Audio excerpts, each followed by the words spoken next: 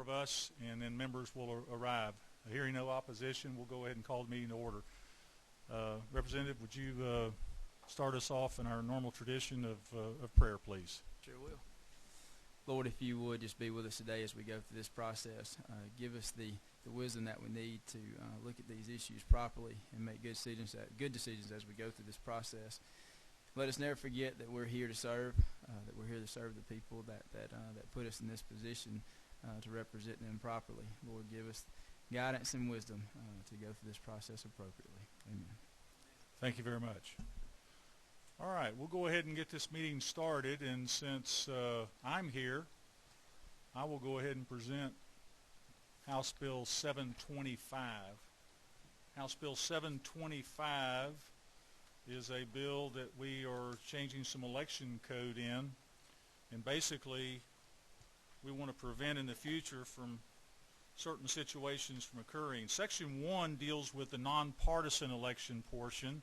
Section 2 deals with the partisan election portion. Let me cover those first two. Basically what they say is that if an incumbent, anywhere in Georgia, if an incumbent qualifies and pays their qualifying fee and then determines that they are not going to run for office and another person qualifies, they back out, then all it does is say that qualifying, this is during the qualifying week, then the following Monday and Tuesday will be 2 days of additional qualifying.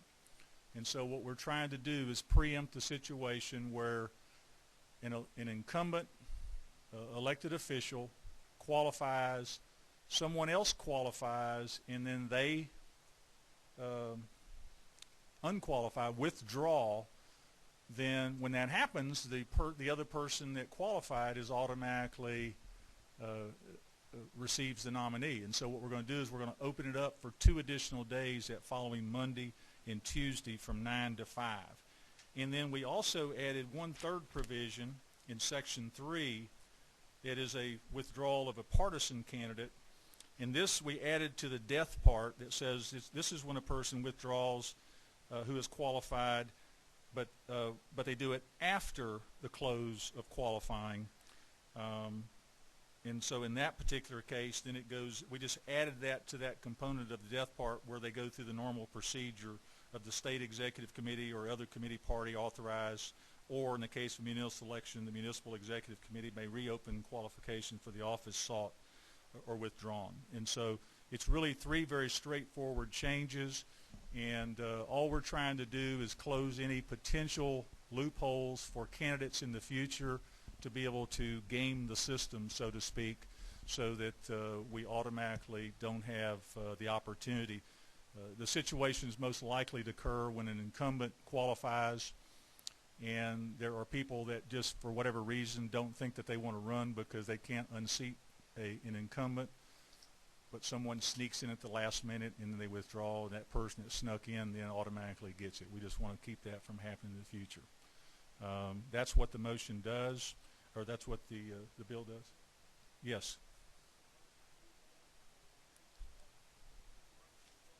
What number are you, Representative?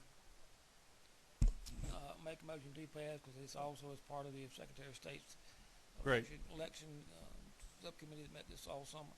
Right. This passed out of subcommittee unanimously. And so I make a motion to pass. We have a motion and a second to do pass. Any comments or discussion? Hearing none, we'll vote. All those in favor say aye. All opposed, same sign. Motion carries unanimously, and we'll send it on to rules. That's House Bill 725, LC 255963. Thank you very much, committee. All right. Why don't we have Representative Morgan to present her bill.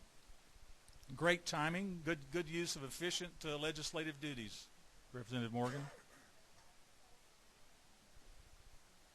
That's right. And don't do them while you're there either, please. Would hate to have some reason to embarrass you or try to embarrass you anyway. We don't want to do that.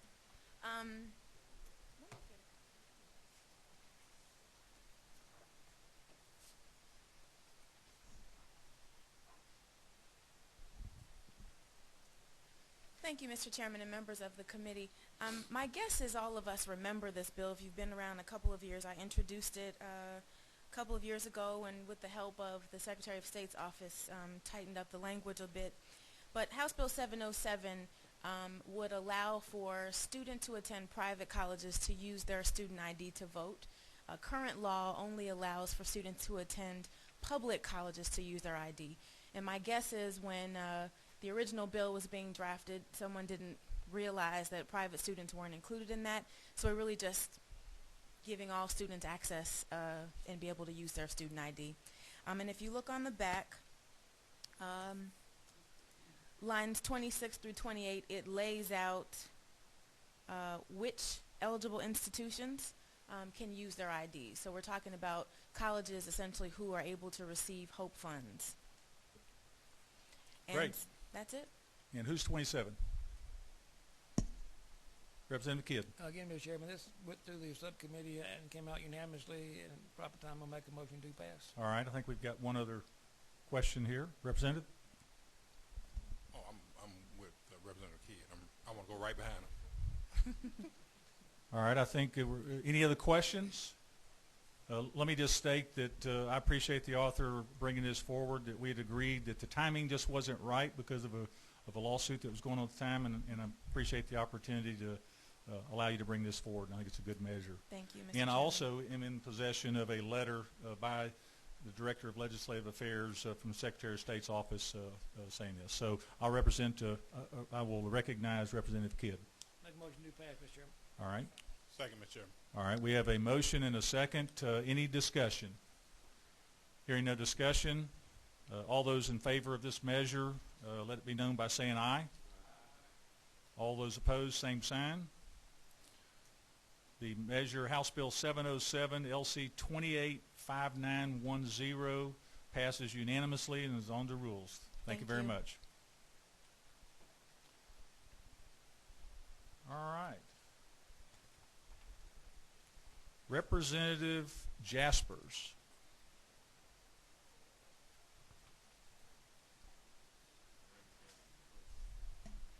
I'm sorry? I would have thought by now you weren't nervous. Did you think this was the Committee of Agriculture? Is that what you thought this was? No, that was a chicken dung bill that you were involved in there. Was that not correct? Absolutely. Okay. Now you know we don't helping our good poultry farmers in the state of Georgia. I just want to, one more time. I'd like to know. Now I only see one signature on this bill. Is that because you couldn't get anybody else to sign onto this bill? Was that the problem with that? No, sir. I just it was just one of those interesting things. I thought it was good legislation that would stand on its own. Well, that answer is better than the first time I asked the question, so that's good. You're improving. No, I'm just really, this is a very serious matter, and so Representative Jaspers, why don't you bring the proposal? And by the way, this measure did pass unanimously. I think that's because Chairman Powell was not in the meeting, but it did pass unanimously, and that's why we have it here before us today. Now, you're not nervous anymore, right? No, sir. Okay, let's go. Hey, thank you. Good morning, Mr. Chairman and members of this Governmental Affairs Committee. I bring for your consideration House Bill 728. 728 is a bill that's simply to address the problems some of our communities in Georgia are having with the expiration of their community's covenants. Some will call this bill a property rights and property value protection bill. They'd probably be right. This bill has nothing to do about how property that has been in covenants would be operated, what could be built, removed, or even what color the homes are. It simply clarifies current law as it relates to covenants. I'm sorry the language is complex, but it's carefully written by lawyers to address this point of law. Most communities have covenants to protect the residents' investments and quality of life. They determine many aspects of living in the community that one chooses to abide by when they purchase a piece of property in a covenanted community. These covenants have many rules in addition to meeting local, zoning, and land use requirements, which are in most cases less restrictive than the covenants themselves. Most covenants, when created, have a lifespan and a specific method of renewal. A few do not. These were created in the idea that they would last forever. As stated in the bill, the law is silent on these communities that do not have a change or amendment provision in their original covenants, where there is no termination date on the original covenants, where it's assumed the original developer that the covenants would not expire. There have been many court cases and opinions by many courts that have led us to determine that this bill was the only way to remedy this problem. House Bill 728 simply allows those communities to continue until the expiration of the term of the original document. In the case of these covenants, they would not expire. We've asked and we can find no unintended consequences or others that would possibly negatively impacted by the passing of this bill. By doing nothing, we're creating a situation where we put property owners' most valued possession, their property and its value, in peril. And this would occur when without covenants, that protected land with a protected land use, the land will be regulated by zoning, which may allow development that's not uniform as it was in the past, with a community and property values may decline. So in the end, this is a property rights bill that protects the landowner and community in which they live. I do have two gentlemen who are very knowledgeable on the subject and will help me answer the technical questions you may have. Also have Senator Steve Gooch that also represents this area. Have David Durgan, the Chief Financial Officer from the Coosawattee River Resort, and Kyle Propes, General Counsel. Be glad to answer any questions. Representative, I've got some good news and I got some bad news. Yes, sir. The good news is I've been told that you've got this bill with a friendly amendment pretty well greased. The bad news is you've just testified. No, that I really would encourage you to have these gentlemen available for questions. I don't think we really need to go into that if that's okay with you. Yes, sir. Okay, let's open it up to the committee and ask the committee if they have any questions of this bill, of the author, or anybody in the audience that would have a question of any of the experts that have come here. Doesn't look like we have any questions. At the proper time. Mr. Chairman, I move that House Bill 728 be passed. Thank you very much. We have a motion on House Bill 728, LC 255965. Do we have a second? We have a motion and a second. Are there any discussion? Looks like Chairman Powell, you have a question. I have an amendment at proper time.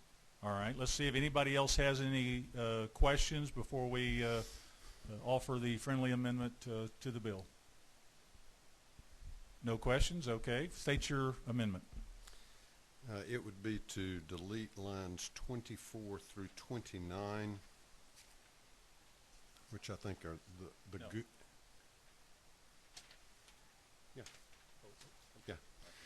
No. delete lines 24 through 29, which are all of your bill, and Yes, sir. and replace it with the following, and I'll provide this to Legislative Council.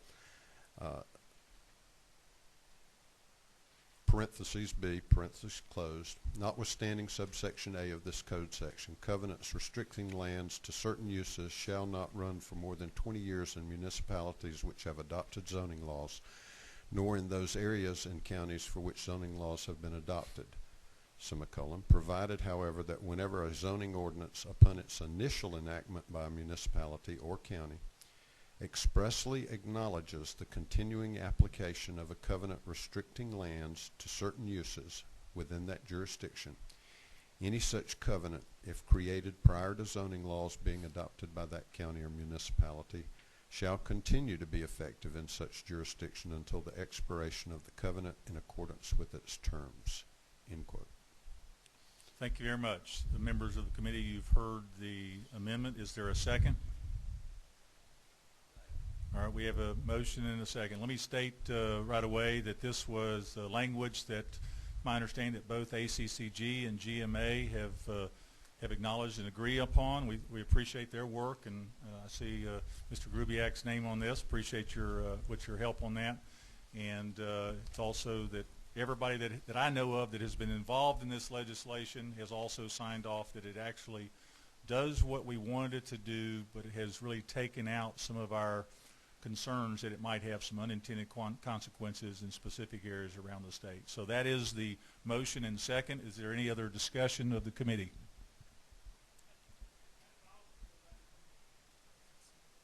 Well, the author absolutely agrees with this. He's amendment. ecstatic.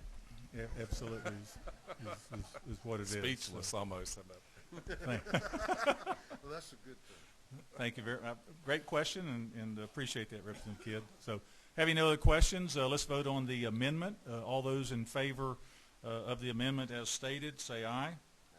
All those opposed, same sign. Amendment carries. Now we're going to talk about the bill as amended. Any questions on the bill as amended? All right, all those in favor say aye. Aye. Anybody opposed, same sign. Okay, the bill is amended as substitutes. 728 passed and goes on to rules. Congratulations, thank you very much. This is much easier than agriculture, correct? Yes, sir. Good answer. Very much, committee. Because you might need me on the House floor, so good answer. No, thank you. We appreciate it. And we've had a lot of fun with this. Good job, Representative Jefferson. Thank you. All right. If we can stand in recess for just a few minutes. We have the governor's floor leader coming to, is tied up in a meeting and I understand he's on his way to present his two bills. We can just hold on for just a moment, please.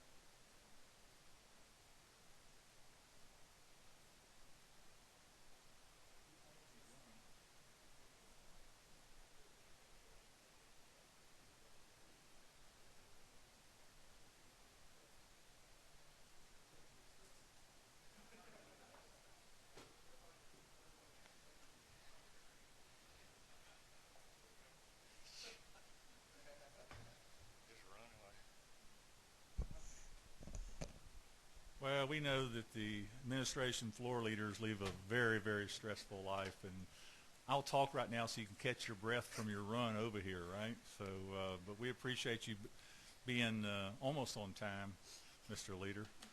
And I understand you have a couple propositions for us. You've got your breath? You ready? Yes. All right, go ahead.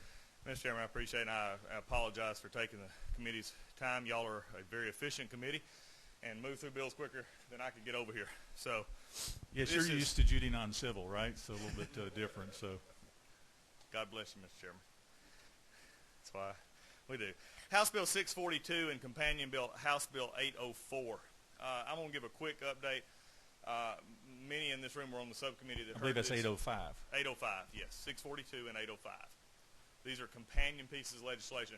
I can dispense with 805 very quickly, and you would see it attached to your bill. This is simply a name change bill. That is all it is. We have a letter attached from the audit's office or Hinton's office saying that this does not affect any retirement issues. There's no fiscal impact. It's simply a name change issue from the way that 642 will be effective when and if this committee passes and this legislature passes this consolidation. So 805 is nothing but a name change. There's no, and you can ask questions about it. It does nothing but change names on that. Now, back to House Bill 642. One, I do want to give a quick history of this bill for those who do not know maybe where it came from.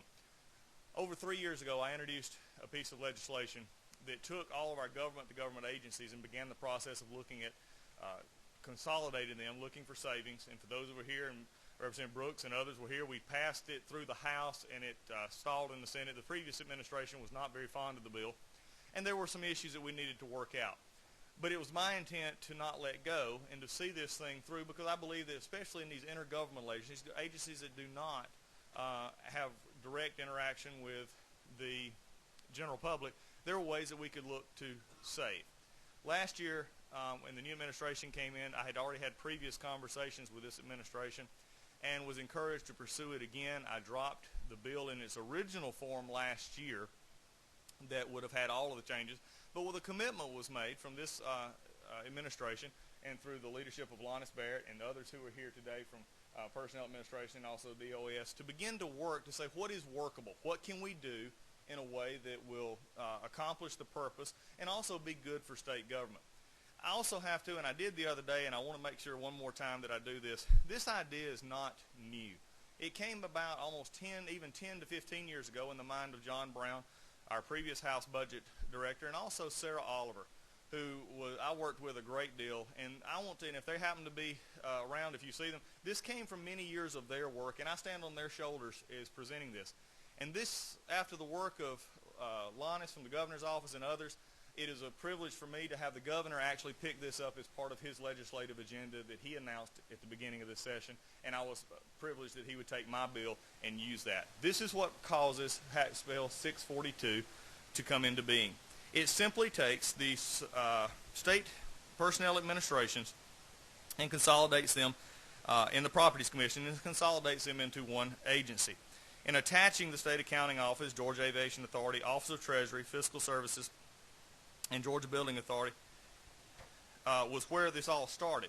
Now we're simply taking it down to where we're treating a Human Resources Division within the Department of Administrative Services. The State Personnel Board will continue to exist as it's the entity that sets the state policy, and it will continue to do that. Transfers functions this bill transfers such functions as employment assessment, workforce planning, shared services back to individual agencies, which create savings and greater efficiencies within the government. It also, this is one thing I do want to point out, and we got some questions about this the other day.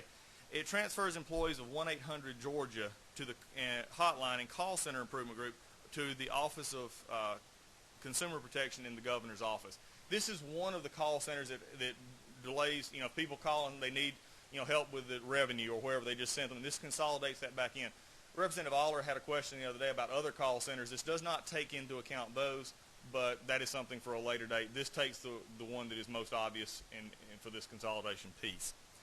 The transfers positions within the Office of Customer Service to the Department of Administrative Services. Here's the issue, and I had shared this, and I think it's worth sharing again. And I'll be happy to hand out this paper if you didn't have it from the other day. We have an updated paper that shows this, and if the chairman's indulgence, Linus Barrett from the governor's office, would he be able to hand those out at this time? Okay. You'll hand these. What I want to do is, one of the first budget hearings I ever attended when I was in your shoes, Representative Hightower, I went to the very first appropriations meeting, and I began to listen, and I believe the chairman was there as well, and I heard Representative Powell start to talk about this issue of the state merit assessments, and where does it all go and where does it work. And one of the things that we noticed that it was applied to every employee in the state, and what we're doing in this bill is taking those assessments, which were $137, and we're reducing them by 64 to 73. This generates $854,900 in savings. This bill also eliminates jobs, and I will not beat around the bush on that. There will be 40 positions eliminated with the passage of this bill and hopefully implementation. These do not come through attrition. These are 40 hard job cuts. With the job cuts and with the reducing the merit system assessment, we have a savings of approximately right at $2.6 million with the implementation of this bill. And in the process of not only gathering $2.6 million in savings, we also are able to streamline some activities, especially from the personnel side, when many of these things were being done in other agencies already and are not taking advantage of some of the opportunities that were supposed to be created when this was formed. So what we have here, although the bill before you is rather large in size, the first page basically sums it all up. I believe it's in around the line 54 time, where it just basically says the administrative functions of the state personnel office will be transferred to the Department of Administrative Services.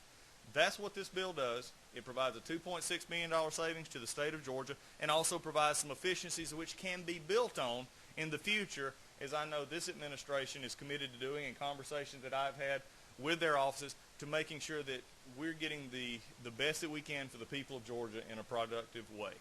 Mr. Chairman, that's my presentation of the bill. I'll be happy to entertain questions. And also I have folks here from the administration to answer any that I can't. Right, and also it's my understanding that both departments are in favor of this and support this, so let the committee members know that they said that in subcommittee, and this bill also passed unanimously in subcommittee. Any questions from committee members on this respective legislation? Having no questions, I believe one of the Powell caucuses would like the opportunity to make a motion. Mr. Chairman, at the proper time, I'd like to make a motion. I think this is the proper time and posture. And I'm presuming you would like for me to do these as two separate motions. Absolutely. Let's take the bill first, and then we'll do, because if we don't pass the bill, the name change really Right. is not. 805. And also, it's worthy to say that this is in the budget too. So Yes, it is. this is necessary for the budget process. So yes. Mr. Chairman, I move that this committee pass the substitute to HB 642. All right. We have a motion to pass committee or substitute H Bill 642. Do we have a second? We have a motion and a second. Any further discussion? Having no discussion, we'll vote. All those in favor of passage of H Bill 642 say aye. Aye. Any opposed, same sign. The measure carries unanimously, is on the rules. And Representative Powell, you want to handle the next one also? Thank you, Mr. Chairman. Second motion that we pass along HB 805 with a due pass recommendation. All right, we have a motion to pass House Bill 805. Is there a second? And a second. Any discussion on the name change bill only? Hearing no discussion, all those in favor say aye. Aye. Any opposed, same sign. Motion snuck by unanimously also. Congratulations, Mr. Floor Leader. Thank you very much. Thank you, Mr. Chairman. I just wish that all of our committees meetings were this simple. Not that a meeting 2 days ago makes me think of that, or the meeting next Tuesday, but I do. Let me tell the committee members, though, that we anticipate having a subcommittee meeting on Monday afternoon of the general government, but we may also have, no, we don't think so. Okay, we'll probably just have a committee, general government subcommittee meeting Monday afternoon, so watch your notices today and tomorrow. And I also want to remind the committee that we do have a full committee hearing next Tuesday on Representative Jacobsville bill, and Brookhaven. That'll be next Tuesday. Meeting is adjourned. Thank you. Sure. What?